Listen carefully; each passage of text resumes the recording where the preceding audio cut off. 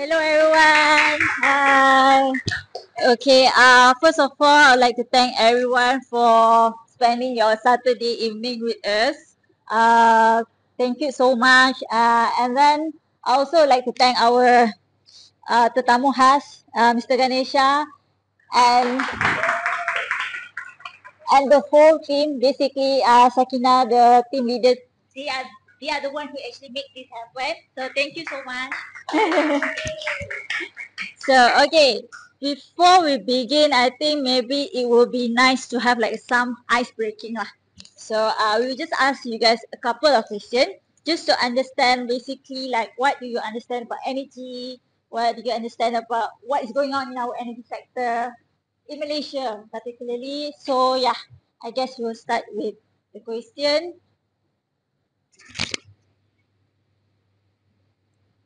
So, okay, first of all, okay, before we go to this, like when it comes to energy, what is the first thing that comes up in your mind? Energy, basically. Yeah. Anyone? Yeah. Electricity, correct. Yeah. Okay. True. So basically, do you know like our current energy, like electricity, what is the main resources? Sorry, coal. And other than coal, gas. Yeah. True.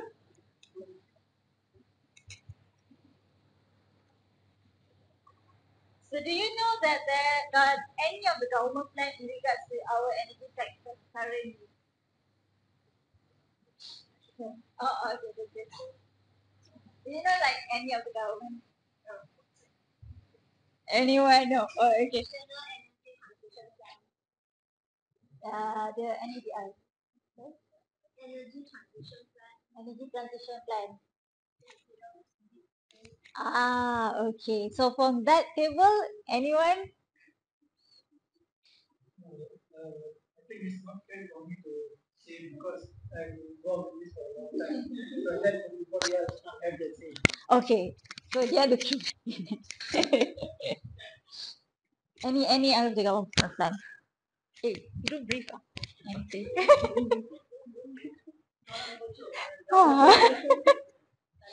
Maybe from that table. Okay, sorry, yeah. Reduce the carbon emission. Uh-huh. Yeah, that's Okay. what the government's plan is. Okay, yeah, one of their target lah. Okay, true. So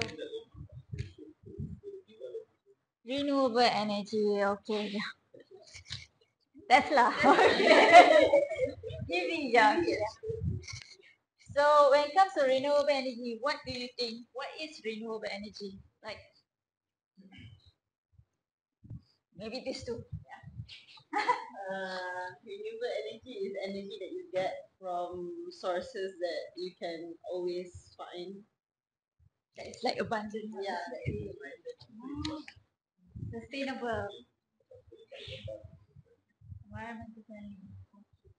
From this group, anyone? Solar. All of that. Okay, so actually, do you think that Malaysia have any target when it comes to renewable energy? So I just now that it's like net zero. Is there any like from that net zero plan? Is there any target like from the reducing the carbon emission? Is there any target when it comes to renewable energy? Do you guys anyone is aware about it? Pretty sure.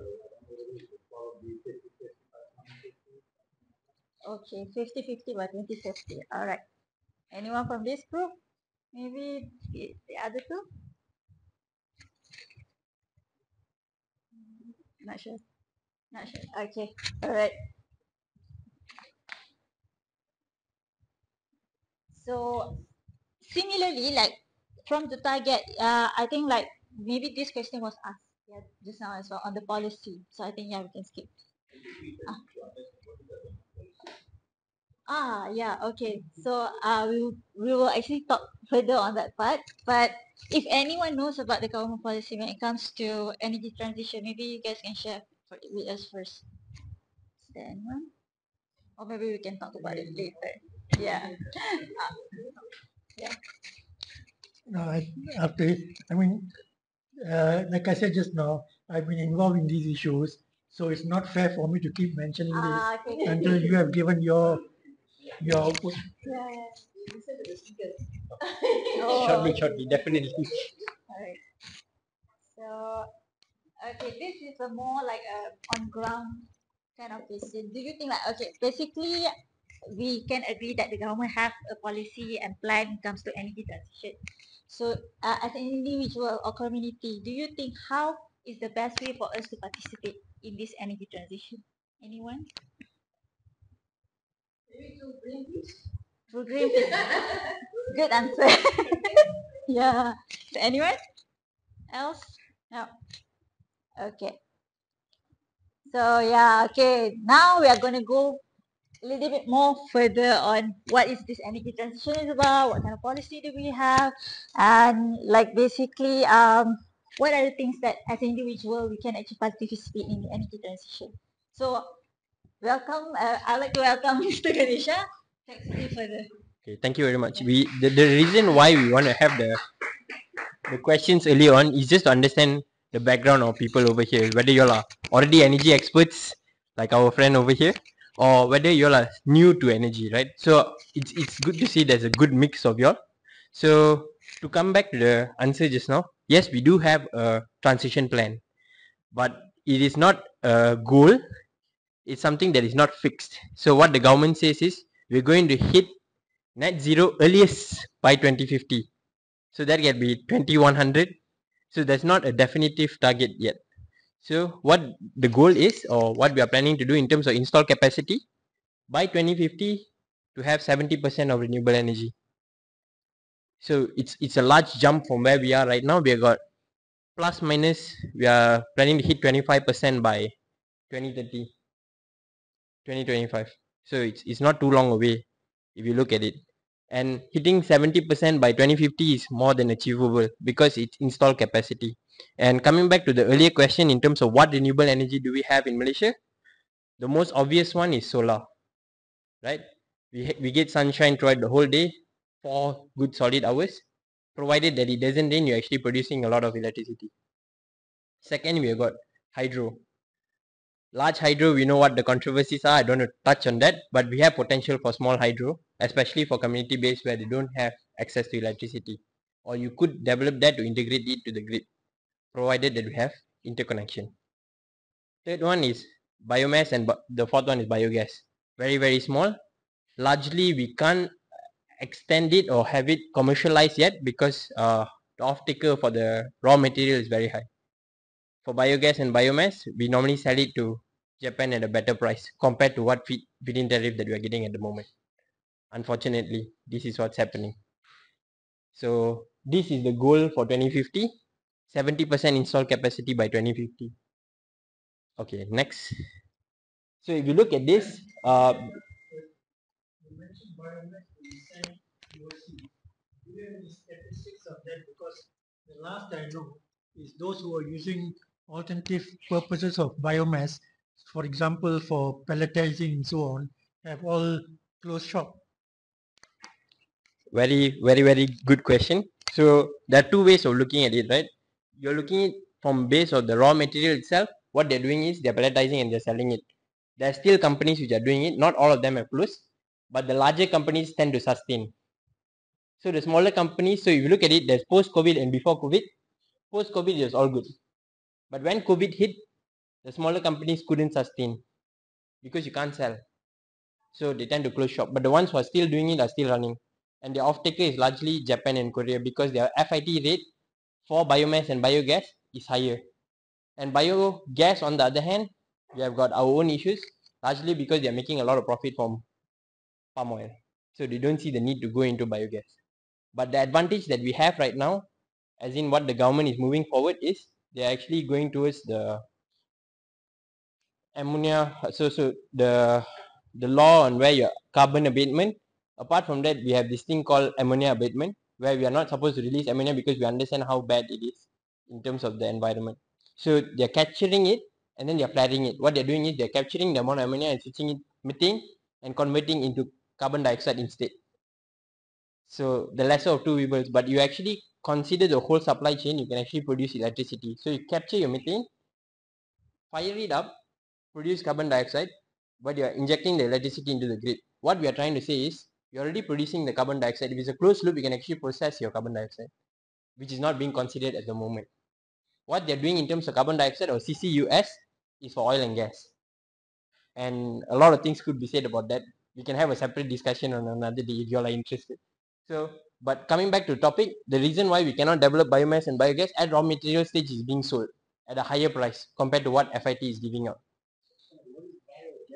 So biogas, okay, so biomass is basically solid material which is made out of bioproducts. Biogas is basically production of, after you produce palm oil, you get methane release, you process the methane release to produce biogas. It's normally come out to a catchment area or floated catchment area, yeah, and then it's processed into electricity. But the issue with biogas also, our palm oil plants are scattered.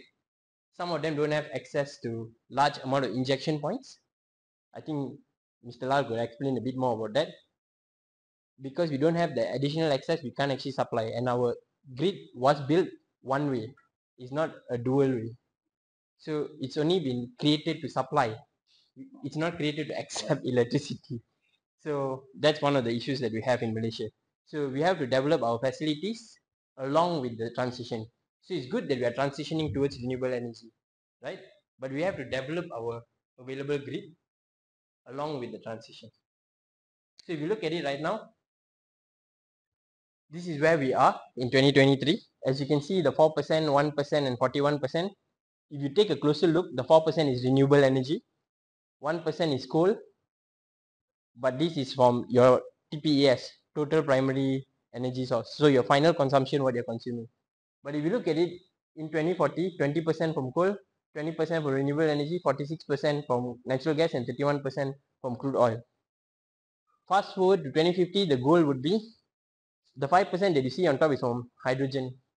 So green hydrogen. We have got no policies which are in play at the moment, which says that we are going to go towards that. But this is what which is available from National Energy Transition Roadmap, one of the roadmap that we have. So 18% is from renewable energy, 1% coming back to coal. The reason why we have 1% coal even at 2050 is because coal is used for other processes, not necessarily for energy. For your tires and other processes, you still need coal, but not at volume that what we are using right now. And 57% is from gas. This is largely because the NETL has been, to a certain extent, one of the critique that I came up with is why are we moving towards gas when you're transitioning away from fossil fuel? Wouldn't you have more, how do I say, stranded assets when you're transitioning? You're wasting a lot more money. Think about it, right? And then 21% is from crude oil and petroleum. Basically, Malaysia hasn't gone and said we are not going to have ICE cars, right? Internal combustion engine cars. So as long as that is available, you still need petrol to drive your car, and it's being subsidized lah. One of the things that we don't realize is how cheap our fuel and our electricity is, because it's largely subsidized by the government. Sorry? Okay, cars because of tax. Yeah, so it's how you look at it lah. But they're actually trying to remove this for EVs, and you're getting cheap electricity. So there is an offset lah. Hint, hint, switch to EV, but we are transitioning away from coal. But right now we are using your EV, you're still using coal-based power. So, yep, yep. Because today in Malaysia, EVs don't reduce emissions. Hybrids reduce emissions far greater, and it's in my opinion, it's like a crony capitalist. It's the rich who are being subsidized for EVs, whereas the average wage earner can't afford that. And it's wrong to give them cheap electricity because the private chargers are charging up to about 1 ringgit plus per kilowatt hour. So I'm all for electrification, but not the way it is being done in Malaysia today. Agreed, definitely. So, as you are aware, right, the whole thing is a transition, and I definitely agree you should go for hybrid because it's more efficient than your total ICE engine. Then you go towards EV once it makes sense lah. Because right now, although the price is low, charging rates for private is actually high. Not many people know that. So coming back to this is what they say the goal is lah. So 70%, right? But if you look at it, 70%, if you plus all that together, it doesn't reach up to 70% for your TPES, your total primary energy source. So where does the 70% go? What happens to the 70% that was committed? It's called install capacity. Install capacity means it's like you charging your phone, right? That's how much is being pushed into the grid, but how much they utilize is so much more less. The question you normally ask is why, right? It's because your grid is not ready to accept the whole 70%. So imagine if you have a car park, at full load is 70 cars, but what you're ideally using is less than 20%. Most people don't question this because they don't know. So if the government says it's 70%, everybody is yes, you're going 70% renewable energy. Install capacity. Different narrative, right? Something to think about. Okay. So what is that? 95, 170 and 102 what? 95, 170, 102. Where is that? Huh? Okay, so that's the total energy. If you calculate all together, you'll get 95 total amount of energy used. So if you look at energy wise, it's definitely increasing because in terms of population, Malaysia is a growing country. Right? As people increase in volume, your demand for energy will grow. The number is the NTOE, right? NTOE? Million ton per Yep.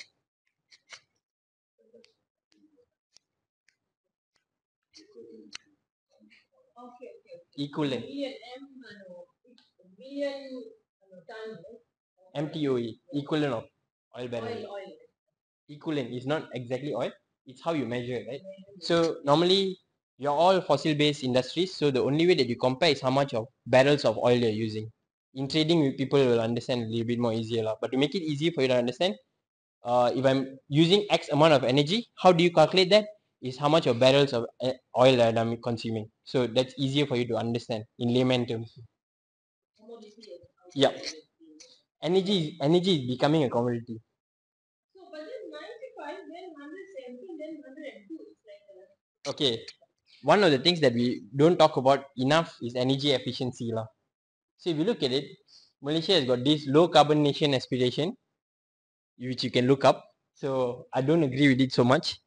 And then we have got this. So efficiency is expected to grow in terms of overall overarching use of energy efficiency. Right now we are looking at energy efficiency from a commercial scale. We're not even talking about it at a residential scale yet. So they're trying to scale up energy efficiency. This one you can go and read about. But it's not related to renewable energy. Energy efficiency by itself has got a lot of things that you can talk about. It's how efficiently you use energy. The best energy used is the one not used. Confused? Later we can discuss a bit more. Yep. So just to explain where I got that from is from the National Energy Transition Roadmap. Abbreviation for that is NETR. And if you look at it, what it says is by 2050 we are looking at 70% install capacity for renewable energy. Bulk of it comes from solar, and I can tell you a little bit more about solar, but Hamiza will take us on later on in terms of why solar is the best choice. But the issue with solar is it's intermittent, right? Or it's variable. You can't control when the sun is going to shine. What do you do then? You have to create facilities to absorb that. Rather than saying that is the issue, try to find solutions to fix the issue, right? And then if you look at it in terms of World Economic Forum for business people, this is basically a survey which was carried out a few years back, 2030, last year. What they ask is, what do you see is a risk to your economy? If you can't see the actual wording is okay, but if you look at the colors, right, you can see red, green, purple, pink, and on this side you can see a lot more green, red, and one purple, right? Do you know what it means? So just to keep you all in terms of what it means, right? The green color means environmental risks, the red color means geopolitical, and the purple is societal, so society-based issues and technology. So if you look at it, we don't have economy or technology issues, you know. I mean, we have money, we do have the technology. The issue comes when it's environmental, right? When it's climate change, it is a financial issue. Only when people realize this, that's why they came up with TNFD. So nature constraints in terms of finance. If you look at it, in 10 years' time, we got a lot more environmental issues compared to any other issues, which will affect your economy. Your business will get affected by climate change. That's just the reality of the situation. I'll hand it over to Hamiza to take over in terms of. Oh, you want me to continue? Okay, I think basically just now we had a discussion on bioenergy, which is compromise of biomass and also biogas. So basically it's there in our country. We already start with the bioenergy, and we also had a roadmap published in 2020. But what the conversation that we had with the industry is that although there's a roadmap, unfortunately it could not be enforced, like they could not actually participate in the roadmap because um, basically there was a clash between industry and also the authority in terms of how they could actually take the to have the roadmap to be implemented. So one of the other issue is that usually the conversation that came out is that in terms of sustainability, there's always an issue of the current in terms of biogas and biomass.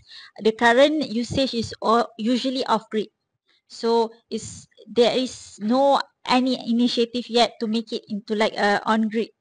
So basically, like the palm oil company, they could utilize their own bioenergy for their power generation, but it's not that to be utilized to others. So that is where the gap is still with bioenergy. Do you want to add on? So basically, what bioenergy, how we are utilizing bioenergy, the palm oil company are doing what is called as self-consumption. So they're utilizing the energy for themselves, so that brings down the electricity prices for themselves. They're not selling it back. So you don't get the benefit of reducing carbon emissions, right? So that's the issue with bioenergy included. Okay. But apart from that, it's in terms of the source. So the moment you sign up to a FIT, you require the raw material, right? You need to have the source to power it up. One of the issues that we have is contractually, people who supply, they don't want to sign a 21-year contract because what they understand is, I have the raw material, the price will go up. That's one of the reasons why the FIT wasn't working for biomass and biogas. It has to be something where you're supposed to spot price rather than having it 21 years as total. Okay. Yeah. Yeah. I don't want to criticize SIDA, but in a way, SIDA is the one which has contributed to the failure of the biogas or biomass being connected to the grid, because initially there was a reasonable FIT rate for biomass power generation, and I think 2 or 3 years ago, SIDA converted it to a tendered basis, which made the price uneconomic, and therefore the plantation owners do not want to take this. And while I agree with you that nobody want to sign a 21-year contract, even those who were given approval for FIT were given on a sort of misconception basis, misconceived basis, because again, I was involved in this in the first place. So what I had been discussing with one of the major mill with that many chain of plantations and mills, agreed with the proposal that I had, but that was not adopted, and therefore it failed. And I think you may know what SIDA had and what they had to face. I don't blame SIDA; they have tried their best, but there are things that are probably they were pushed into by political pressures and so on. Thank you. So since we already talked about it, so I'll just clarify. Things how SEDA work, right? We can't actually, we're not the regulator. We are just the, how do I say, authoritative body. So we are in charge of FIT specifically, but we can't control the price of FIT. We can't control the payment for FIT. We can only suggest improvements. Okay, you are wrong there. Because the initial figures for the FIT were proposed by SIDA, agreed by the minister, and the minister has not asked them to change. So the They have recent changed on their own. So the recent revision, if you look at it, right, it wasn't bottom up, it was top down. It's a debatable issue. Yeah, so despite what is being said in the law, in terms of if you read through SEDA Act and what is actually being practiced is questionable. Oh. I mean, they've done a lot for the current economy. The reason why the renewable energy is as this is because of SEDA, not because of any other regulatory body, but improvements can be made. Okay, okay, yeah. Just to continue from a Greenpeace lens, also we currently don't see bioenergy as one of the option yet. I mean, there is some argument, and also like there's some thought on like, because we have the resources, why can't we actually utilize bioenergy? But then again, when it comes to Greenpeace, we also follow like the overall the Greenpeace international policy as well. So we will have more further study on how will the implementation of bioenergy could be more sustainable, because the issue with Greenpeace policy currently that we don't see bioenergy as an option is because it's because of the sustainability of the raw material.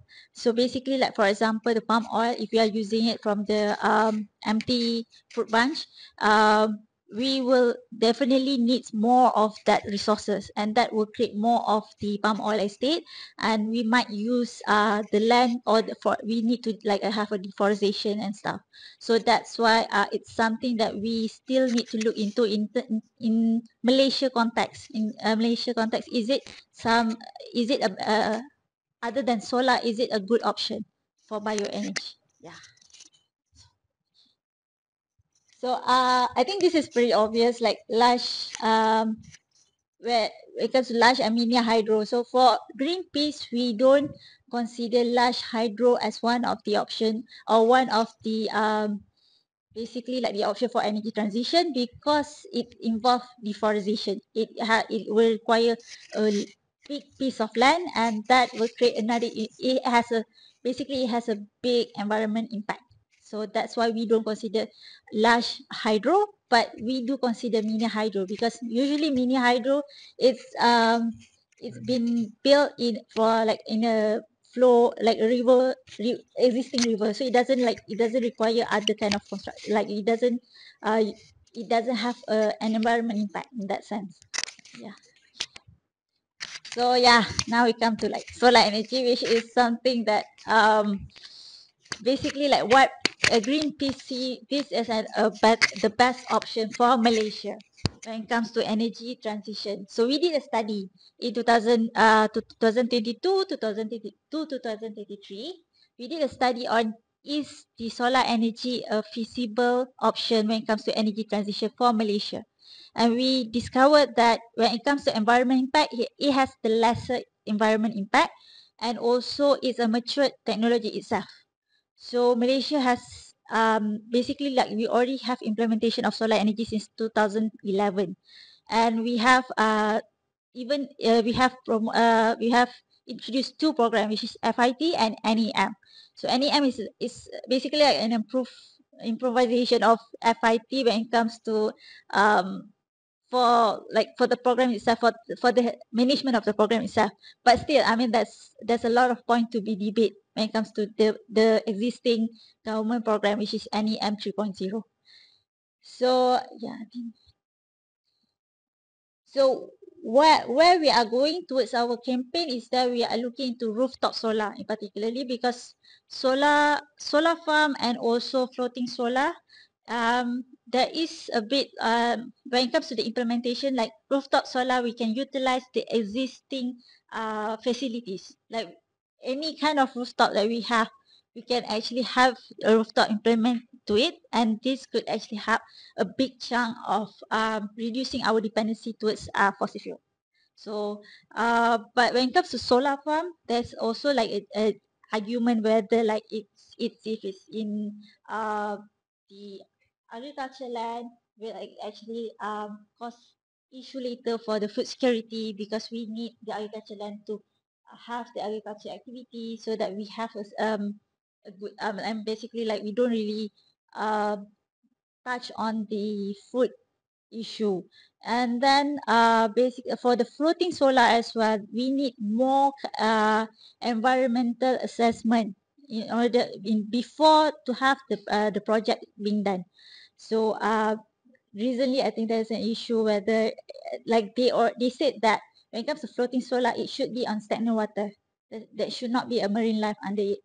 But unfortunately, there are projects that it's not on stagnant water. So these are issues when it comes to solar, floating solar and solar farm. But rooftop solar is basically is a ready-made kind of technology, and so that's why for our campaign we encourage more on the adoption of solar rooftop solar. Floating solar is basically having a solar panel on the idea is to have in a stagnant water like what do you call it? Huh? Yeah, like this one. Yeah, so any water body which is they don't have like a marine life under it. So it can be simply like any pond, like because they do have marine life into it. But there's also an argument when it comes to floating solar is because you will hinder the sunlight from entering the water area, and then that will create more algae.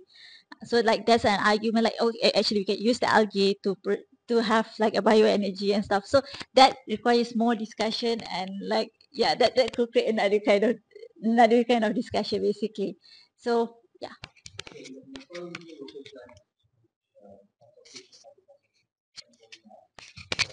Under one of the matlamat, there's a proposal to use retention ponds, flood retention ponds. That's all over the city, and a lot of the RAs have objected to that for a number of reasons. One is that you block living water, so with aquatic life in it, you start to generate more methane. So it defeats the purpose of reducing carbon emissions. So basically, if you see here, this is one form of solar farm. It also like, other than having it in an agriculture land, some of the projects might be interested on having it in like it might involve deforestation as well. So that's why when it comes to solar farm, it's a bit sensitive. So rooftop solar. So hence, that is why for our campaign we focus solely on how can we increase the adoption of rooftop solar only. Yeah. Yeah.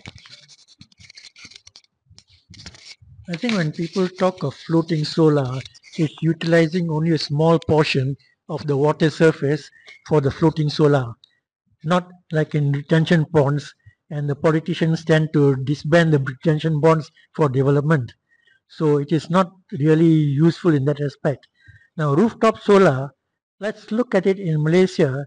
I think about 70% or 80% of residential premises are in flats and multi-story buildings, not landed property. So you do not have enough such rooftops for rooftop solar. I just recently got a a WhatsApp message from a colleague in Australia. Rooftop solar produces about 11,000 megawatts, which is about half of the electricity demand. In Malaysia, you can't do that because we do not have that many uh, landed properties, and they are not really in positions where you can put large scale. Now, again, in terms of rooftop solar, industrial premises have large rooftops which can be put in, but I have some differences of opinion with TNB and Energy Commission in terms of the amount of capacity they are allowed to put in. They are not going on it on scientific, but on some emotional and other perspectives. Thank you. Yeah, I think I have to agree. That's why we actually did a discussion with the industry when it comes to like how, if we want to focus on rooftop solar, how can we actually increase this adoption? And one of the suggestions from those from the industry is that to utilize this government building and also school and factories, those who has a large rooftop. And how can we bring these people in, like, how can we continue to have that discussion, that we bring all these people together, and how can we create a system where we could have a rooftop solar in these premises as well. So it's a continuous discussion. It's still going to get carry out this year. We're going to still have it. And hopefully last year the discussion was like, in the next 2 to 3 years, what are the steps that we could take. So hopefully by we're going to also publish it in the policy paper, which hopefully by the end of this year, Q3 or Q4, we're going to have it published. And also we're going to continue the discussion probably in July or August with the same working group, and we will try to add on more stakeholder into it, because there are few missing stakeholder during the first discussion. So hopefully it will have a much more, we will have more ideas in the next discussion as well when it comes to this topic. Yeah. So yeah, the next. Yeah, sure. You know this floating solar and the solar farm, is it meant to generate electricity to, let's say, housing area or nearby Yeah. areas? Okay, basically, if it's under the, like, TMB is involved in it, they will actually transfer the energy that they capture from that solar farm or floating solar to the energy TNB grid. Oh, So it's increasing their basically increasing the percentage of RE in the the usage of the RE in the TMB. Yeah. we really have that in Malaysia, huh? Uh, So I'll just jump in on that. So how it functions is, normally you have most of your large scale solar, they call it LSS, is normally scattered around the northern hemisphere. That's where you have high light intensity, but it has been moving down towards the middle side because of climate change, which is real. So what's happening right now is, what happens to the energy which is being produced? It gets injected into the grid. Not necessarily one specific person, because everybody uses electricity from the grid, right? So what TNB claims is, we have got this amount of installed capacity. So installed capacity is what is being injected to the grid, not necessarily what is being utilized. But if you look at what is being utilized by the grid, generational mix, solar is at 1%, which could be better, provided that they improve or enhance the grid. But if you talk to TNB or a grid owner, he'll definitely tell you all this, because they're losing out income. TNB doesn't want to lose out income at the end of the day, right? Makes sense. The only way to do that, if it's a mandate and it's a policy or it's an act which says that Malaysia is moving towards this, everybody has to follow, which is not available at the moment. I think just to expand. Actually working in UTM, UTM KL campus, yeah, IR Lal knows. So in UTM KL campus, we have a 1 megawatt rooftop. So you are welcome to see, come and see our rooftop. It's actually a parking area and our roof they put it. And then what they have done, your question I think is, they have connected to the grid. And UTM gets some certain amount of, money to us. Yeah. And which module they use? They use Jinko. Jinko, the Penang, The one I'm not so sure. I think, yeah, whether it could FIT or NEM, maybe NEM lah. I'm not, yeah, because when was it? About maybe 5 years before pandemic, 5-6 years ago. I'll just jump on that. So that's NEM commercial. So FIT is very far long gone already to a certain extent. 2015 was the last project. Yep. So what happened is, most of the FIT program, solar panels especially, the efficiency have dropped so much, and they are DAA. They don't give out the minimum discharge also. So now what certain companies are doing, they're trying to get financing to buy new solar and earn the same income lah. It's a logical move, but that's the issue with the current system lah. Because the old system is outdated, and then we got too much solar. But I don't talk bad about solar at the moment. We can talk about it at some other time.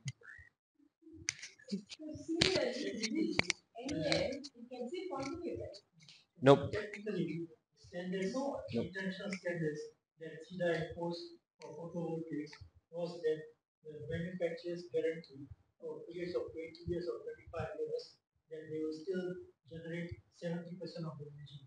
So if it is less than 70%, they are obliged to replace them. So I'll just jump on that, right? So if you understand how model price went down, right, it's because China flooded the market with panels. What happens with these Chinese companies are or is so for example, I'll just give you a basic scenario, right? I have a solar company, I produce X amount of panels and I sell it. My company's name is A, right? 5 to 10 years I make my money, I change my company to whatever. I'm the same person, huh? Today my name is B, example. So I sell another group of panel because there's no law which actually stops them from doing it. And China is an open market. If you understand how they work, it's crazy, right? So what happens? It continues this way, and when you call and say your panel is not working, the company is not around anymore. But the person is still selling panels. So it's a large, a, a, a large issue.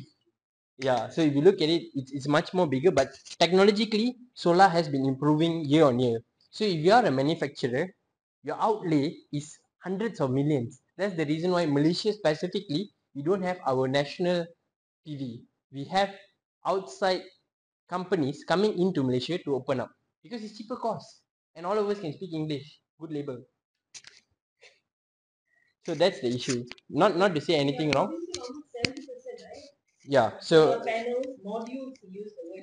modules. So if you look at how it works, Malaysia is joint third, if I'm not mistaken, along with Korea and Taiwan. So number one is China. Number two is US. Then you look at it, we are number three, joined with Korea, Taiwan, and Malaysia themselves.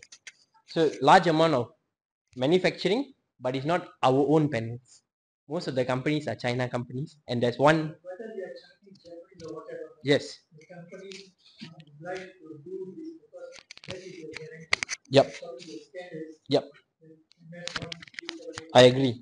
So whichever the manufacturer is, they sell it to the system integrator.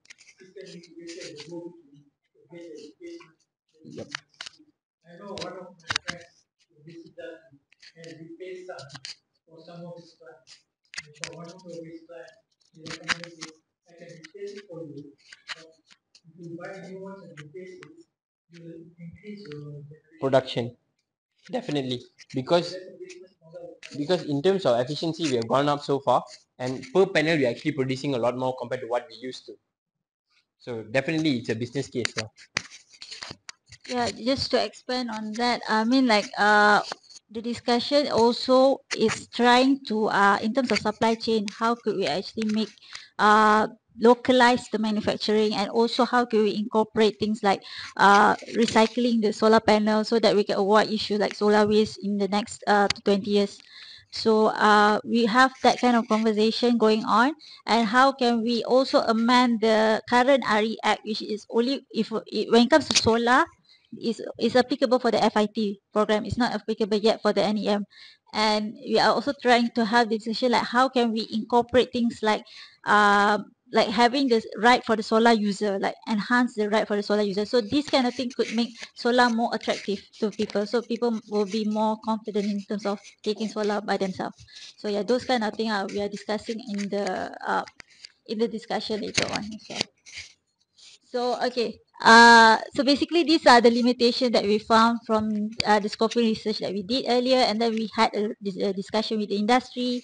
So if we could put it like in the simple form, these are the four main things that all are limiting the adoption of solar energy in Malaysia. Although we have the abundant resources, but this kind of issue is what makes it much more difficult to be adopted. So first and foremost, if we are talking about individual people, like residential user, it compromise a high cost of installation. We need the minimum 20,000, 20K for the people, and that is actually minimum. It actually costs more than that. So 20K, and then if you want to have the loan, you need to have, if you want to apply for the loan, you need at least 20K in your saving. So it's very difficult and it looks very exclusive. So that's why it only a small amount. I mean, a small class of people, such as those who are in T20 and maybe above the upper level of the M40 are more interested to change into solar. And also the other thing is that it's a variable energy, like Ganesha has explained earlier. It depends on the weather. So I mean, like when when it's raining and it's cloudy, you can still have the generation of solar energy, but it's going to be very low. And this kind of thing, like this fluctuation, is going to cause you a problem later on. So that's why there's an argument like we need an energy reserve. That's why the government are also not that keen when it comes to RE, and that's why they are pushing for gas as an energy reserve, which is something that we are trying to work in our campaign as well, debunking the idea of like, do we really need gas as the energy reserve? Can we actually have other option as well? So yeah, and sorry. Just going to jump in. As this is the thought about energy transition, whether it's just we live in a region where it's possible for volcanoes to go off. And if you don't have reserves, what do you do? I mean, the haze, which we experience every now and then, in fact, it's going on now, low level, but all we need is one volcano to go off really badly. We can spin into an ice age. If that happens, we don't know. We don't know, right? So the idea of a just transition also incorporates the fact that if a disaster happens, what happens to humanity? Or what happens to people in this region? So yes, there are false solutions and dodgy stuff, but there are also real things that go on, like in Ukraine now, in Gaza, when your desalination plant for your water is gone, then what's your reserve for water? And the same with energy. What's your power source when you say you go back 10,000 years to the Stone Age? Because everything that powers our economy is electrical or electronic, right? So it's one of the equations that need to be put into the discussion about the type of reserves. It may not be clean at the moment, but the reality is we need a reserve. That's it. I think few days ago when I attended class, I think there are some company who offer installing solar panel for zero upfront cost nowadays. Yeah.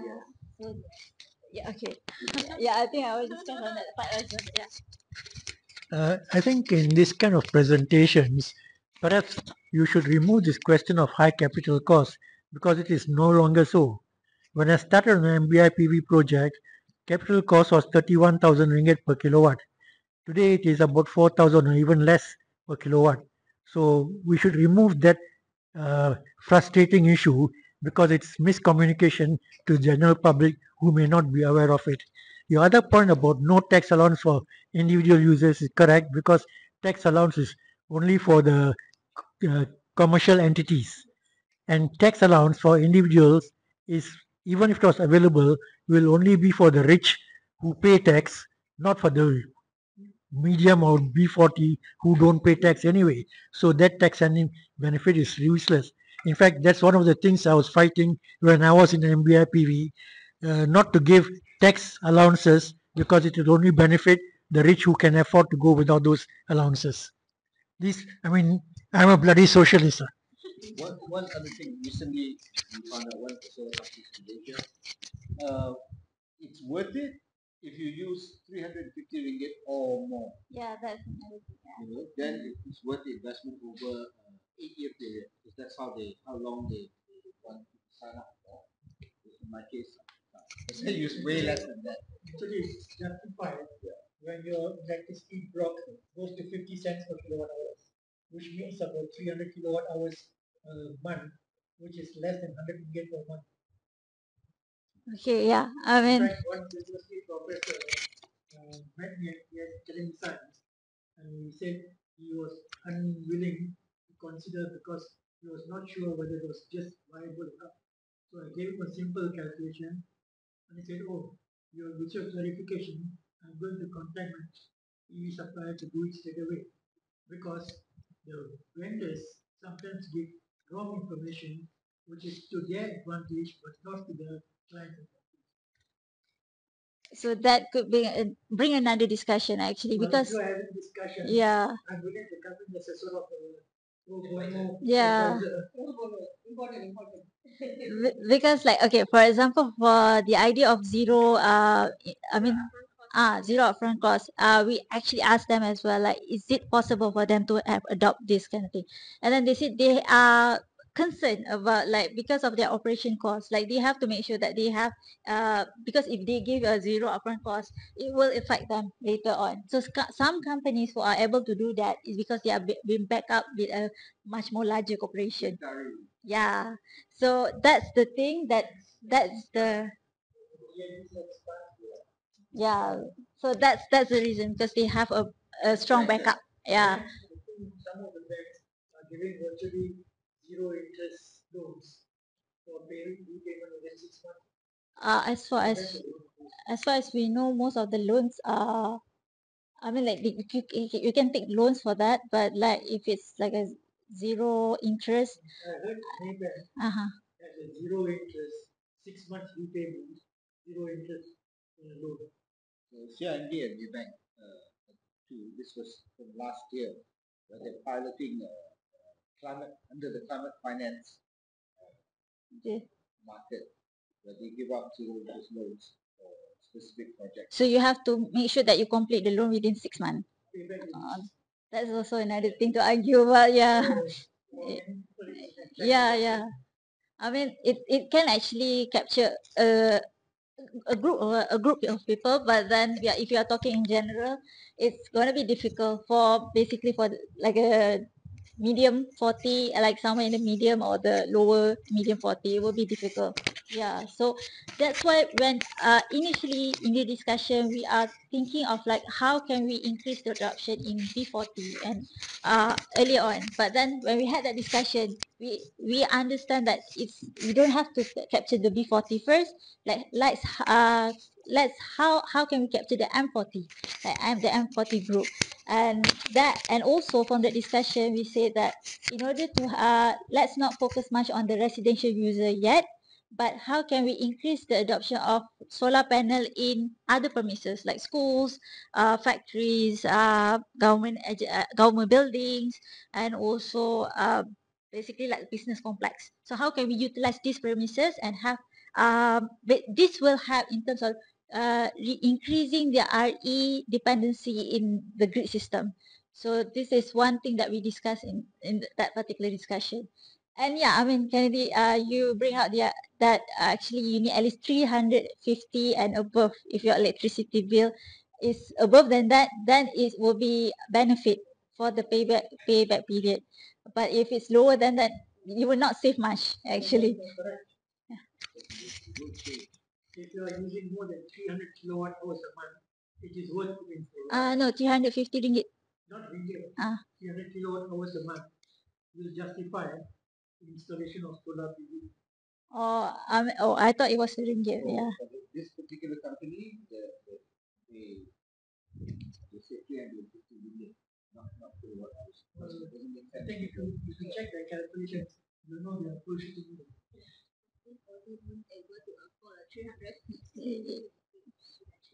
Yeah, like some people, if their electricity is like 600, so it's beneficial for them to use solar panel because they will actually save more. Yeah, that's the thing. So that's why for the The government discussion. wants to help the P40 to have solar, but what proportion of P40 have solar for their own houses? Most of them are in low-cost flats. Yeah, There is no solar. true. I So mean, you cannot support them completely. This is yeah, where some government politicians are talking through the yeah, I mean, government true. of the government. That's why it's best to capture a different group of people and utilize the premises, and that could help us to increase the RE dependency in the grid system. The other issue, I think, it's when it comes to like changing into renewable energy, is also having the green job, because like the existing job, it has a much more higher pay, but when it comes to the green job, it's way more is less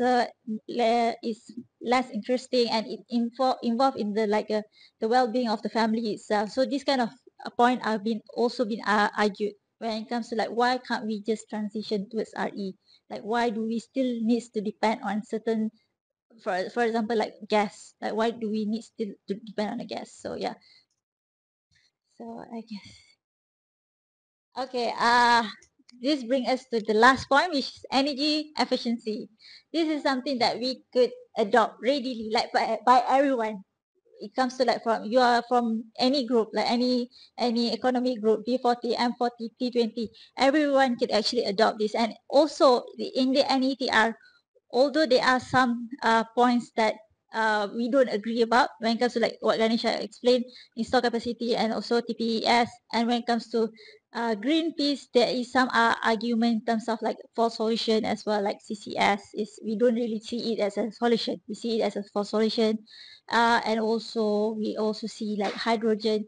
Not to say that it's a false solution. When it comes to CCS and hydrogen, not to say that it's entirely a false solution, but it requires a high cost. And why can't we use that particular cost to upgrade the solar system, which is a mature technology itself in Malaysia, but it needs now it needs improvement. So why can't we actually divert that cost to this kind of technology instead of putting those money in the kind of technology that still doesn't have a real success story in a real environment? So yeah, those are the things that we will the narrative that we will carry out in the campaign as well. So for energy efficiency, one of the ideas is to have a meal prep.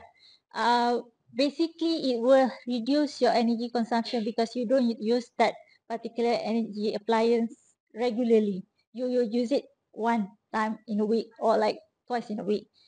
So it's also helps you in managing your like in that 1 week kind of period, like how do you manage your costs and stuff. So it doesn't just help you in terms of reducing the electrical appliance usage. It also helps you in terms of like managing your costs. The other point is that I mean, this is basically pretty basic, but are we actually doing it? I mean, we have to do it more. Like when we are not using the appliance, it's best for us to unplug it, because some of us feel that maybe if we just switch off, uh, we are actually not consuming the energy, but actually we are actually still consuming energy, but it's a very small amount. But yet, I mean, like if we are still continuing doing this for months, and like weeks and months, it will actually come out to like you are actually using certain amount of energy. So it's best for us to even cut on this part as well. So it eventually, like I mean, if you are talking about 1%, you're talking about 10%, might not actually have a big number. But if you are talking about like 1,000, 10,000 people who keep on doing this idea in Malaysia itself, it could actually reduce to a certain amount. So yeah. So our switch now, our energy supply with a baseload control, right? And then supplemented by other sources. So even if nothing's going on, that baseload generates the electricity, which is wasted via plug. Because the whole idea of electricity is convenient. You flick a switch, it comes on. You don't go 500 minutes, beat the dust, stick it in the plug, take out, and so on. So I would like to So the whole history of the grid and base load, right? So if you understand how fossil fuel works, you can actually measure how much energy you require, and then you have excess amount of piles of coal or stores of gas, right? Renewable energy, on the other hand, you need to use it immediately, because one way of storage is if you have hydro, it takes up a lot of area. Solar, on the other hand, you can't store it because you don't have enough energy storage at the moment in Malaysia. So in terms of your whole generation, if you're looking at the whole energy transition, I would say you should look at the in-time generation. So as and when you require, the electricity should be able to supply it. But we haven't, our grid is not that advanced yet. Where if you look at places like Japan, what they're doing, the moment it's so advanced in a sense that people are selling electricity and buying electricity as we are talking, right? So you can, whatever generation you have is available, somebody buys it as credit and they're using it as electricity compared to what we are doing. So we are just based on the other thing that we have is have monopoly of one particular company, TNB, in Peninsula. Or if you look at Sarawak, you got one company. If you look at Sabah, you only have one company. When you have one company, you're controlled. I'm not saying that's good or bad. I'm to a certain extent gifted because every time I switch on something, it functions. But if you're talking in terms of sustainability, you're burning a lot of energy. Like in terms of efficiency, how much of energy that you're actually utilizing from this light to write or read something? Less than 4%. So in terms of efficiency, you're losing out a lot, right? These are things which is not being considered. When you consider all this, that's when it's a just transition. Otherwise, it's just going to be from one source to another. So let me just talk about the energy pyramid that I always like to talk about. The base of your energy usage is your consumption. The elephant in the room, which is never being talked about. Do you know that you're using energy? Do you know that you're wasting energy? You don't. You just consume. If you control your consumption pattern, or you look at your pattern, it can be actually used as data point, and now you have internets of things which controls your consumption. That's why it's like you have demand side management and all these other factors which comes into play later on. But the base of it is your consumption. The second part is your efficiency. Either in terms of best practices, you unplug and all, or you switch your technology to a more efficient product.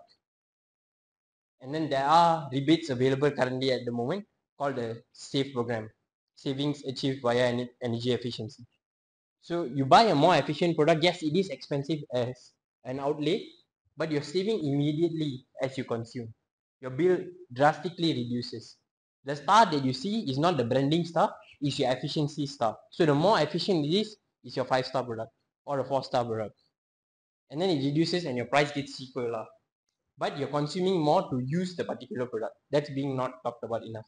So efficiency is not only best practice in terms of how you use it, but also technological advancements. That actually reduces your demand for electricity. The reason why people talk about it so much, right? You look at UK as a case, they increase their price of electricity, demand dropped. But people are not talking about the deaths which occurred during winter, where they have no access to electricity because it's too expensive. We can go drastically that way also, but it doesn't make sense for Malaysia. It's also a big problem with the technology that installed in your home grid. To circumvent and to do something very practical like this, when you unplug, because damage can occur to it, like your fridge. Yeah, right now, the fridge, So there is a kind of middle point which is being developed as a solution, which in the end will assist. Ideally, what if you are talking, I'm not an expert, I don't claim to be an expert, but if you're talking to anybody in the energy sector, ideally what we want is everybody else to be an energy expert. So you become your own energy expert for your house. You know how much your energy you're consuming, you know where you're consuming it from. Once you understand this, the whole game switches. But until we reach there, you get people like us talking about this, why is it important, and all this. So once you understand the importance of it and you start practicing it, you're changing the whole game. You're changing the narrative. So the reason of awareness today, even people who don't know what energy transition do know something, but whether they can act on it and whether they are willing to pay for it, a basic economic situation says that willingness to accept and willingness to pay, right? How many of us are willing to accept that climate change? 100% everybody accepts, we have to do something. How many of us are willing to pay for it? Would you pay a premium for your electricity, green electricity, green infrastructure, cleaner environment? Questionable. But when changes are occurring at the moment, largely pressured by parent companies abroad, which is a good thing. You can use this momentum and move forward. Or you find out ways that you can actually help this particular issue, coming up with solutions, you are changing the landscape. Yeah, I mean, it's true. Like energy efficiency, it doesn't really like resolve the whole problem. It actually helps you to and also to make you aware that you could be an energy expert of yourself as well in your daily life. How can you reduce the energy consumption on your daily life? It in terms of like whether it helps the whole picture, it will have a certain percentage. Like I mean, like if it's working, like you see in the NETR, there's a drop where by 2050 it's going to be only 102 compared to in 2040 it's like 100 and Slightly above. yeah, so it's slightly above. So that's where we can see that energy efficiency is not the whole solution for it, but it should come along with RE as well. So it because like what we see is that we are going to depend on energy a lot when, for example, like EV. This is a new technology. It's less. I mean, like it's reducing the carbon emission, but it will increase the energy consumption. So it's these are the points that is very I mean like we keep on be arguing like okay it solve one of the problem but that it creates another problem. So energy efficiency is more like something that should be tagged along with the energy transition solution. Yeah. So That slide is wrong. Unplugging is unnecessary in Malaysia. The people who have been promoting this have blindly followed what the Americans and the Europeans do and the Japanese because they don't have switch sockets. For them, you put it is plugged in, pull out is plugged out. You cannot switch it off without plugging it out. In Malaysia, you have the switch. You switch off, it's off. You don't have to unplug. there was a study saying that also when you does not switch it off, you it still like have a small amount of current that come If out. you only switch off the appliance, you have the standby charge. Yeah, there's standby charge actually. Yeah. But if you switch off at the plug, you don't have to remove the plug because by repeatedly removing and plugging, you may be damaging the cable and the contacts. And this is unrealistic. Like I said, in Thailand, in Japan, in Europe, in USA, you don't have the switch sockets. You have unswitched sockets, you just plug it in, so you have to plug it out to be off. Not in Malaysia, not in India, I mean, not in it Singapore. depends on the equipment itself. Like if you are seeing like maybe like kitchen appliance, we need to switch it off. Like what I mean like Switch it off, you don't have no to we plug it. we still unplug No, it you every don't have to day. unplug it. Uh, There's a wrong misconception. People are just blindly following something that other people are doing. What you said about energy efficiency is correct. Because as you said just now, the cheapest kilowatt hour is the one that you don't use.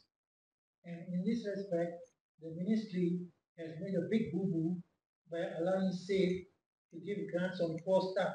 Because the lower income people who buy the 4-star, you are condemning them to pay higher electricity costs for the life of the plant, which can be 10 years or 12 years or even 15 years. Air cons maybe 7 to 10 years. Refrigerators can last 15 years. So at 4-star, you are using at least 10% more electricity than 5-star. So you are going to have to pay for that extra 10% for the rest of the life of the plant, Agreed. which is unrealistic. I was involved in the first sale in 2010. It was only for 5-star. I've complained to my CIDA colleagues and Energy Commission colleagues about this, and they say it's the politicians who want to buy votes on B14. Top bottom. You buy votes for them by giving them the grant, but you force them to pay extra electricity cost for 10 to 15 years. so yeah, what you're suggesting that it should be only 5-star. It's not supposed to be like you don't have to have the 3-star and 4-star. No. Your rebate. What? Okay. Just to clarify, right? So, what he says is exactly what I would ideally like to do, lah. So, if you want to buy, have the promotion only for a 5-star. That's the logical way. Yes, because you are paying it for the equipment to be more efficient. You're reducing your electricity bill. You shouldn't have it for a 4-star because you're paying a bulk of a capital in front, but you're still paying high electricity. That's what he's trying to say. He's not against it. He's just saying how it could be No, better. I'm just trying to Yeah. understand the idea. Yeah. Okay. What I feel bad is that the poorer people who buy the 4-star Yes. are going to have to pay the extra electricity charges for the life of the equipment, Correct. which is Absolutely. unfair. Like I say, I'm a very socialist. Politically incorrect, but this is the way it is. We need to have a one-on-one with. In fact, when we first started the SAFE program, and the ministry agreed to give 200 ringgit for the 5-star refrigerators, we talked to the refrigerator manufacturers, and they said the price difference between 5-star and 4-star is less than 100 million. So you give them 200 million, you're actually benefiting a lot. Yes. So this, Yes. well, energy efficiency is supposed to be the major cause of savings. Yes. The United States, I've been following this for many years. But 5 years ago, they said 40% of their energy use reductions was through energy efficiency. That's the reason why you can see their energy demand never go up. Yeah. And the question of energy efficiency affects everything. I know from a personal practice, I was an LLM district manager in Ottawa, a weaving factory in Sabran Praslakan, and installed a 1,000 horsepower equipment for their weaving factory. 12 years later, when I was the district manager there, they wanted to double the capacity, so they installed a new line.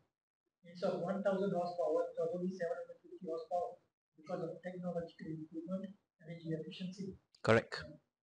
If you take a 5-star refrigerator or an air conditioner, you will recover the extra cost within 3 years or so, sometimes maybe even 2 years.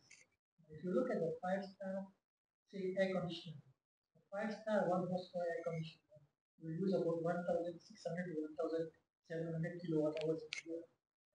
A 4-star will probably use 1,900. A 3-star probably 2,200. And a 2-star as high as 2,500. And it's not much cooling also. Not much cooling also. And this is something that the retailers and the advertisers, manufacturers do not want to advertise. Now, again, like I said, I was involved in these issues from the year 2001 onwards, and the manufacturers said they prefer to sell 5-star refrigerators, air conditioners, and so on, because that's the bulk of their production in their home countries. Right? So the cheap, in terms of cost effectiveness, that's the most cost effective.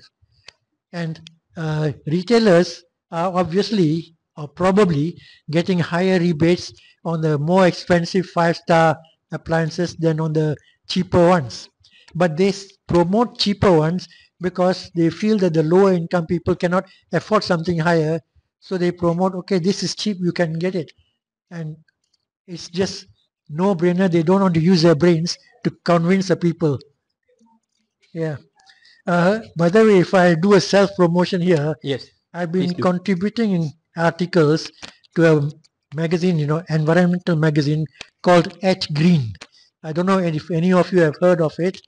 I've been contributing since I think middle of 2022, and air conditioners, energy efficiency, photovoltaic, rooftop. I've put articles on those issues, including my RER, which has a lot of errors in it, and Netter, which also has a lot of errors, and all of those are in that magazine. It's a bi-monthly, once every 2 months, and I've been submitting articles since 2022. Thank you.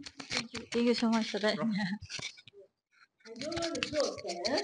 However, Yeah. Just to improve this slide, right?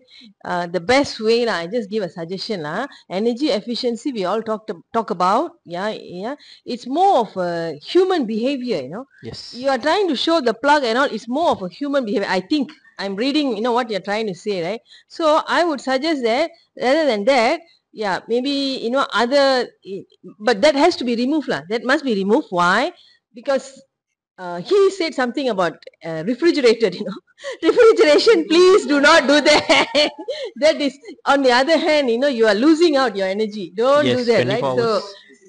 exactly. So these are things, might give a wrong, yeah. not for all the appliances, like Yeah, but laptops, yeah. those are the things So maybe you can put that up there and not this picture of unplugged. No, maybe laptop, something that, yeah. Yeah. And also switch, switch. that part that you told about, even if you, plug and you off, you are saying, you are trying to say, that's what I understood. Some energy, kilowatt hour is being, some very small, minimal, but I don't agree to that. I don't know where you got that info. Yeah, it's wrong. Please, Yeah, check it out. when it's switched off, actually your circuit is off. It's actually, I found a paper that say that. Wow, the drift velocity, the current is flowing, that drift velocity and things like that. If you go into current, electricity and so on, it doesn't happen. It just Yeah, stops there. because when it's connected, your switch is connected. So if you understand the basic electric circuit, right? When it's off, the circuit is there's no electric flow. Maybe I could have Yeah, this discussion with you later, like because I want to know as well, like why does that paper say so? you have to share the I paper mean, with us. yeah. I mean, this is important because like we don't want to give a wrong message to others. Yeah, I mean, yeah. And always keep the first IR lal, Insure, actually. Definitely consideration. We like a paper from him. Yeah, I mean, I will get the Said paper and then I lembaga will. something Yeah, tanaman I look into it. LTN I think. Before TNB lal, what was it? IR lal? Before TNB, the name Before TNB was LLI. LLI. Before LLI was CEB. And before CEB was the State Departments of Electricity under JKR. Okay. Yeah. This is also it falls under the energy Actually, we can efficiency switch lah. off the light and it'll still be bright, but we switched on the light just to make you all feel comfortable. I think. Yeah. It's Because we actually can we just could pull this up. actually Yep. we could utilize our natural light. Like we have these facilities. Like I mean, like it's best to use natural light compared. I mean, like if you are using LED light, it's fine. I mean, it's best. Natural light is the best, but second it will be LED. But if you're still using the old version of the pendulum light, yeah. So that is something that we need to switch to LED light. It will be very helpful as well. And the other thing is to keep the room temperature 25 to 26. Like if you're Why? using lower Not my temperature, control. usually it will Facilities. consume more energy. So that's why it's best to keep Facilities. 25 to 26. And if you're not using it, switch it off. Like, yeah, I mean, like, I understand these days it's really warm. I mean, it's really hot. So, I mean, we are depending more on the AC these days. But yeah, I mean, this is one way to go lah, to make sure that it's within 25 to 26 degrees Celsius. No, the drastic change for us to go out and in, that change for body is totally not good at all. So please maintain this Yeah, so that you don't have the change. oh, that is another point. Yeah, Biologically, yeah, that's another point to highlight on. Yeah. In fact, government would that not be a very easy win for the government to reach a goal of increasing efficiencies by mandating temperatures in office blocks or office buildings and government buildings? Because I think you have that in China, but I may be wrong. But here sometimes I get pneumonia when I walk into some offices. It's really, and the sad thing is often when I complain, they say, "Oh, but we cannot change. It's a fixed thermostat and it doesn't adjust." So even if there's less staff, it's 15 degrees in the office. And that is an utter waste of energy. So I think that would be a very low-hanging fruit to address by some mandate. So the government has decided this on government buildings, but they don't have an act where they can control all commercial buildings. And unfortunately, mine falls under this commercial building, and it's a what we call as a control centralized chiller system. So you can't actually switch it off in that sense unless you switch off the chiller. But you can, temperature can be adjusted, right? Cannot. Chiller system, how do you control the temperature? You can. Centralized So, system. you see, it depends upon the overall aircon system. The older systems were very hard to adjust and control. And I have attended government and sponsored seminar in hotel where it is too cold. And I saw the hotel manager people who say switch off the bloody aircon for 10-15 minutes because even wearing a jacket is too cold. Yes. So what about the poor guy who comes without a jacket? It's I'm one of them. ridiculous. And the former minister, Hitachi, sent out a circular that government facilities and commercial facilities should set an aircon not lower than 24 degrees. Yeah. But nobody was monitoring that or enforcing that. And I know one of my friends who took a temperature reading in a government one building where a big seminar with 700 people were there. His recording showed 21 degrees, and he blasted it on the WhatsApp, and he got scolded by the minister. Why are you trying to discredit the government? He said, look, you said there's rule for 24 degrees. Why is your own building 21 degrees? Agreed. So one of the large issue with Malaysia and government and roadmaps and policies and acts is implementation. We have world-class roadmaps and world-class policy, but we lack in terms of implementation. It is not always seen all the way to the ground, unfortunately. Sometimes it also comes with the office ventilation because at some corner it's 30 degree, but at some corner it's like freezing 21 degree. So I think the newer buildings with the building automation systems and building management processes that they have are a little bit more reasonable and more efficient. But the older buildings, the old chillers are very inefficient, and most of them are running very inefficiently. So that's why the SAFE program also gave grants for change of Chillers. chillers to high efficiency chillers. Yep. Now, many people put up for green buildings. Now, green building doesn't mean energy efficient building. Correct. I was So just energy efficiency is the most important issue, not greenness. Greenness includes, being cycle, having cycle parking bays, being near, LRT stations and so on. Which not you can't do a building near there, so it's not possible. But it is possible to make the building energy efficient by improving its insulation, having quality glass so that heat gain is reduced. In Europe, they actually put double glazing to reduce the loss of heat from inside. And Keep cool out. I visited Scandinavian country in 1982. They said that the government had changed the regulations. Instead of double glazing, they have to put mandatory triple glazing. Oh, to keep more And heat. that was that long ago. And said, so I asked them, and they were also supposed to put higher roof insulation. So I asked him, how can the government ensure that the roof insulation has been increased according to the regulations? He said, these buggers are smart bastards. After the first snowfall, you fly over, take photographs of the city, and those that have no snow, they go and check there's not enough insulation. Logical. This was in Sweden. But one of the reasons why Europe transitioned really quickly and they were more energy conscious, because they were born to energy crisis. Because we, on the other hand, thank you TNB, right? We get cheap energy. Yes. yeah. So there's this other aspect of energy efficiency that is not talked about, which is in town planning, city design, urban design, and building design. So I grew up in an army camp.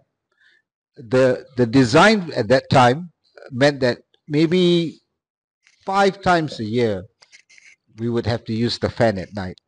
The rest of the time, of course, this was 30 years ago, average temperatures were lower. But even then, the design of the buildings was such that the airflow was really good.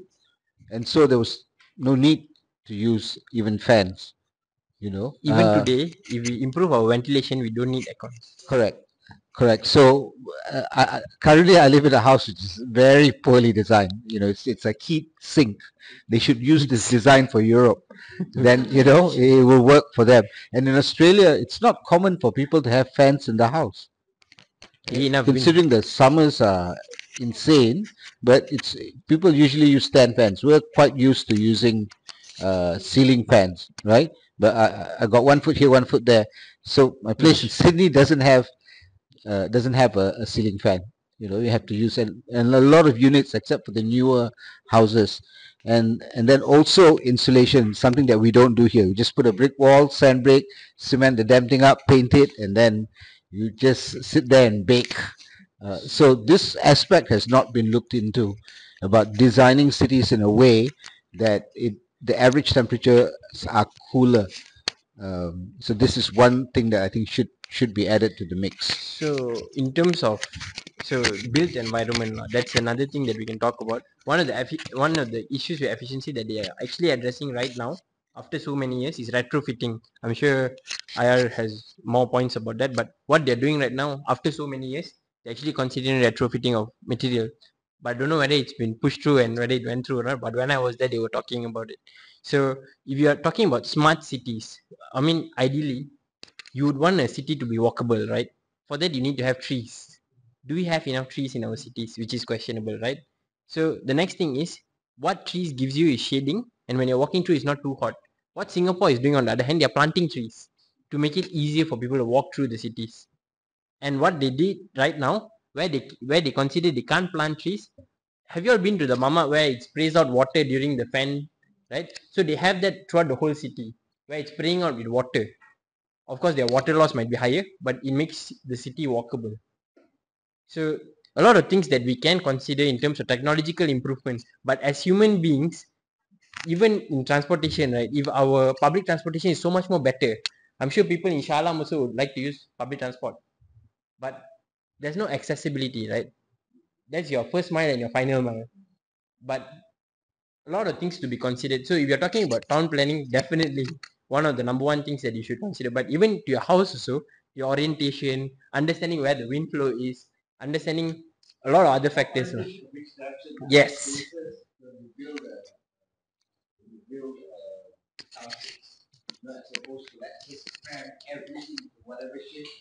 But right now, that's the thing, right? So you look at KL, whatever plot of land you have, the next thing is what type of building can I grow there, rather than looking at if I could create a park, right, which absorbs the amount of water that we're having, flash floods and all. So a lot of other factors which comes into play, if you're talking about township. But house alone, built environment by itself has got a lot of more factors that you can talk about in terms of efficiency. But that's a bigger view, lah. I think this one, what we are trying to show is more towards an individual perspective. But of course, yes. For this, right, actually, personally, the aircon temperature 28 degrees is just nice for me. But many people has been warning me, if you put your aircon 28 degree, they will rosa because they are putting all like they are Not true. blowing heat. Not true. Okay. Because how your air conditioner works is by cooler, right, and intercooler. How it works is the truth is, if you keep it at 28, you're actually saving your aircon from getting it rose up. If you put it more cold, the faster your aircon will rose up actually, because your exchange of heat is occurring at a faster rate. So heat exchangers, coolers, all these are basic engineering lah. I can go on the whole day. We have a professor here who talks about, yeah. So you use less of your refrigerant, so you can use it for a longer period. Don't. Yeah. Wow, very hot day actually. So it's a better prof, is it safe to say it's a better practice if it's like 20? No, best practice is room temperature to start with. Of course, 28. If we can, we like everybody to have 28, but it's some people get sweaty. And, yeah.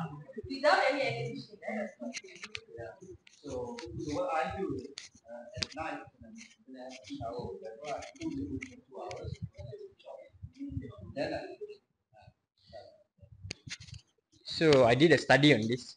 Okay, coming back to research. So one of the studies that I did was heat load minimization, which I went on and studied. So what you look at is Bayudara and Bayudara, right? So nighttime you have wind flow in one way, daytime you have wind flow the other way. So if you notice how it functions in a house which has got first floor and second floor, a landed property, most of your daytime you actually spend time at the ground floor.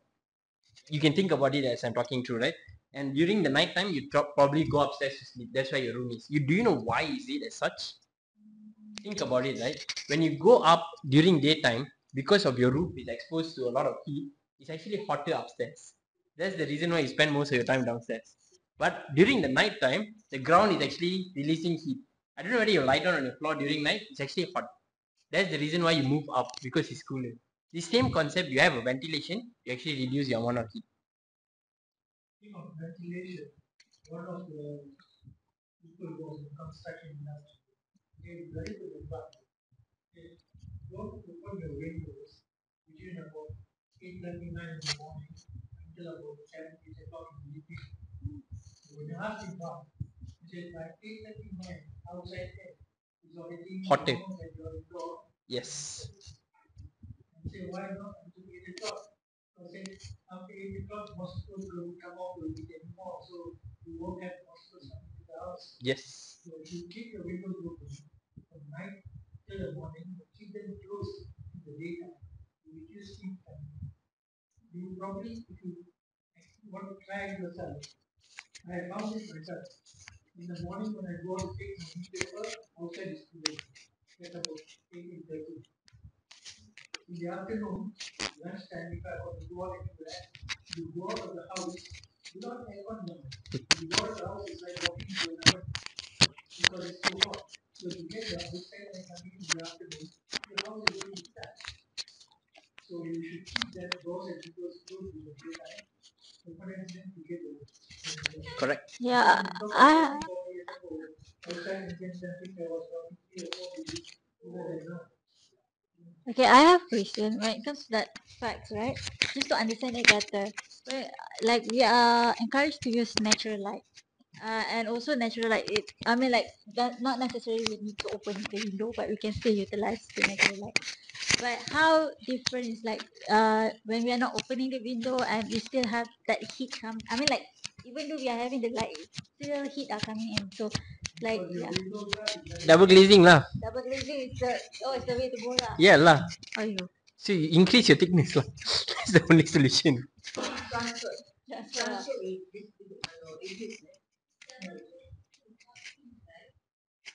Thick. it's quite expensive, but if you have a lot of space, instead of double glazing, you can put the car keys, Yep. the thing that keeps the car to keep it. Oh, okay. You can use that. It's also expensive, but it's cheaper Cheaper than double glazing. Correct. Another thing. But MGPC office they have double glazing. Like some of the government. You see, government building is another animal we can talk about the whole day. Yeah. But this is what they are supposed to be doing, but most of them don't do it. So what I'm getting from this discussion is that, and if we focus on energy efficiency, we can actually save way more the energy consumption, Of course. and it's also help if we transition towards RE. So Yeah. coming back to the triangle, the peak of the triangle is renewable energy. So after you have understood your consumption, you reduce your waste, you become more efficient in terms of consuming your electricity. Then you switch your energy source from fossil based to renewable energy. Simple. Yeah, I mean, but when it comes to energy efficiency, in order to make it big, we need to involve a lot of stakeholders into it. Like building. I mean, we have to involve like what are the ministry. Actually, rather than involving all these ministry and agencies, if you have this, open it up for more people, they can spread the news. For example, right now these people here are going to spread out, hey, you know what, you can actually do this. Your word of mouth is actually very important. Your awareness campaign But and cost. We still need the authority to help us into the regulation and stuff. Yeah, we need them.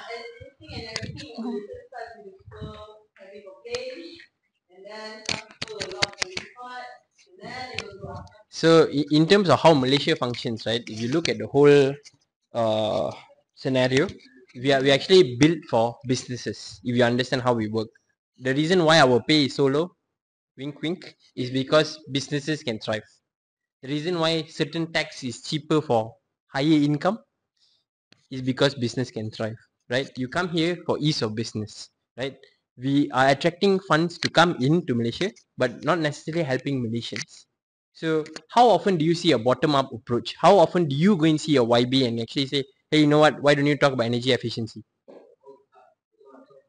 Yeah. So that's because you got one Kennedy going and doing it, right? How many Kennedys are out there? So what I'm saying is that it's also an opportunity for us to change our mindset from Supply profit. demand lah. So if you're From if you're not profit asking for it, you'll never get it. I think this is the time to point out the no energy transition without democracy and the democratic process of demanding for energy. So rather than waiting for a top-down approach, waiting for the country to move things, go to your locality, get your neighbors. You have this neighborhood association, which I have. Surprisingly, my mom goes for it. And when you go for all this, demand for things. And then that can be brought up to your YB. Rather than one Kennedy, imagine 10 Kennedy going to the YB. YB will say, tomorrow I'll try to get it done. And then when this happens, when the discussion goes to parliament, even when it reaches the parliament, you're already winning something. So once it reaches there, then you see things moving. Until then, we can sit and talk like this the whole day lah. But it's how do I say it? It's a knock-on effect. But you need to have this. To give an example of that process, so in Kuala Lumpur, because of the Kuala Lumpur structure plan, the independent residents associations that were functioning by themselves decided to come together en bloc. You know, One voice. it's still evolving. But we spent maybe 4 weeks ripping apart the structure plan and putting in 153 recommendations. So we got involved as the climate business coalition to do the climate overview. And that was the first bell to tell the government that this isn't going to pass like all the other structure plans. You know, so the fact that they didn't get to bulldoze it, they extended the consultation period, and it was quite generous. They gave us like 2 weeks, morning to evening, put stocks and talk about all the other things. And then now we're going through the Kuala Lumpur local plan. Again, on block, but as well as for those places in the local plan, yeah, so it's going to that. And so this movement towards lone voice to coalitions and collaboration. And the reason why it happened is because all those people came together at one voice, right? Yes. That's the most But important. but there's a democratic process that not everybody agrees to everything. Of course. You know, Yeah. so it's important that you have a platform to hold that diversity, but then you got to have a larger thing that, To work so towards. it's not my opinion, but we subscribe to these principles or these goals or these aims. That becomes the guide. So that I don't have to agree to disagree. This fits the goal. So that everyone is agree on one goal, but the process could be different. Like the way people are seeing it different way, but the aim, the main goal is the same. Common interest.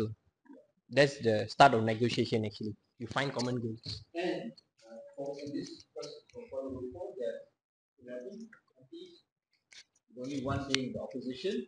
So 10 of the MPs are in one consultation group where we talk directly to them about all these issues. And we turn Thank you. history. And we keep reminding them. One opposition, give him all of this so that he has firing points to Yes. fight the So we haven't reached the point where we teach civil society to play politics. You know, to play them against each other. Basically, you need to give the right ammo lah.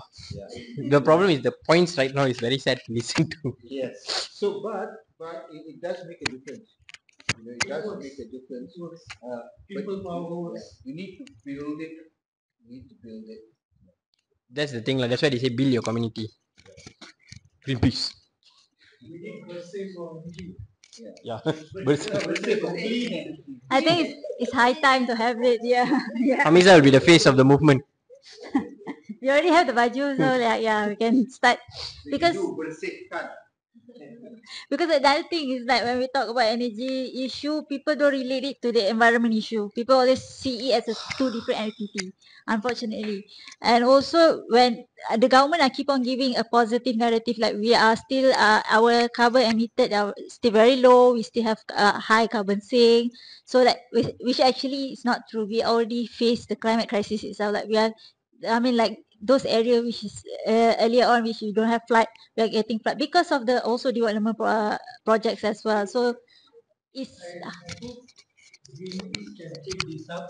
This is my pet peeve, and I cringe every time I hear any minister or VIP or the Prime Minister says, "Oh, we are committed to 45% energy intensity reductions." That's a load of bullshit because energy efficiency, the intensity is meaningless because our intensity was supposed to be dropped to 45%. In 2015, an academic science paper says that by 2015, we had already reduced by 33%. So make a commitment to reduce by 45% by 2040 is absolutely ludicrous. But the thing is that while our energy intensity has been reducing, our actual emissions have been increasing. Correct. I gave this talk at the IEM to show, and in fact, I think I've also put it in one of those publications. Any minister, in fact, recently I told somebody, Are the ministers who want to say this in their speeches asking the speech writers write it in to look good in the public image, or are there speech writers putting it in to make the politicians look stupid because it is meaningless? Now, China has set a peak energy emissions by before 2030.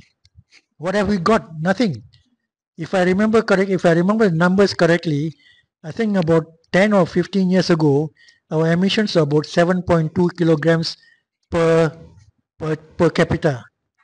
Last year it was 12 kilograms per capita.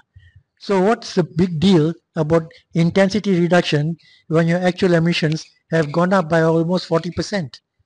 And I wish that Greenpeace can publicize this more widely than I have been able to do. But in front of a ministry representative, I did say that this is absolutely ludicrous and it is not something that politicians should boast about, because they seem to boast, oh, we are doing great. It's rubbish. Yeah, I mean that's true. I think we should have one to one. I mean, like Capacity building. we need to learn more from you as well. Like, yeah. I figured out something. What the minister is saying is not for the people to. No, it's just for their voter base. No, they are talking about this in you see why I International. about it. But It's they because don't, they talk internationally. they don't care because they'll take that video, go to their voters and look, I They are said commenting this. this. You know, these people have no idea. I mean, it's the same as earliest 2050, right? Net zero earliest by 2050. That doesn't mean anything. It's not a proper target to look at. Net zero is also not entirely zero. Yeah, It's, because you're still offset. yeah. There are a lot of things. I am particularly involved, interested in this, and I'm very blunt about these issues. So you'll probably see a few more articles coming in that magazine in a few months. What is the name of the magazine again? And green. They have given me a sort of forum there, Laos Chats. Last chat. At, at green. At Green. At green. Elias. Lao chats. Elias at It's a Gmail forum one. and we encourage At but the editor has no, put no, my no. Laos Chat because I've been giving articles At every edition. green. Except for last two Oh, editions oh, oh. because they say they have specific rules. In fact, one of my articles basically partly criticizing NDTR. They converted it into a cover story. I also criticize NETR, but it just came out in the New Straight Times lah. Can you pass me your article? Definitely, sure. Is Have it you looked is at my article? No, Ganesha doesn't do shoes. I suggest for improvement. Instagram. I'm not against anyone. I'm just trying to improve. Green also under Australia. Sorry? That's also. No, this one is about NETR. National Energy Transition Policy. Me and my colleague of mine, we talked about it. Yes, definitely. yeah, that one. That is not a policy. That is a roadmap. There's no binding effect. There's no binding effect. So roadmap is just a roadmap. Actionable plan according to our minister. Yes. Yes. But the thing is also like when we did a survey with the public, are they aware about this NEPR? They say that they heard about a few energy policies and but they don't really know what is going on. They don't really know what the government where the government is at the moment with that policy. So transparency is also something that is in demand. Yeah. In order to build that awareness, I think we also have to demand from the authority to have more transparency as well. Betul. Tepat sekali. Yeah. Yeah, I think we discussed on this already. Yeah. Should go for 5 star. Yeah, this is last time. So yeah, I think that is the end for this session. So we actually prepare like a like a workshop lah, basically a workshop to see like how can solar, not to say solar as in light energy, it actually helps like to create a kinetic energy, and this is more on kinetic energy, and the idea just to see like how can you actually utilize the light energy as well. So maybe we could start with that workshop. I would like to call Sakina as well. No, no, not wind. It's solar light energy. Basically, it's similar to how your concentrated solar functions lah. But I don't know what it.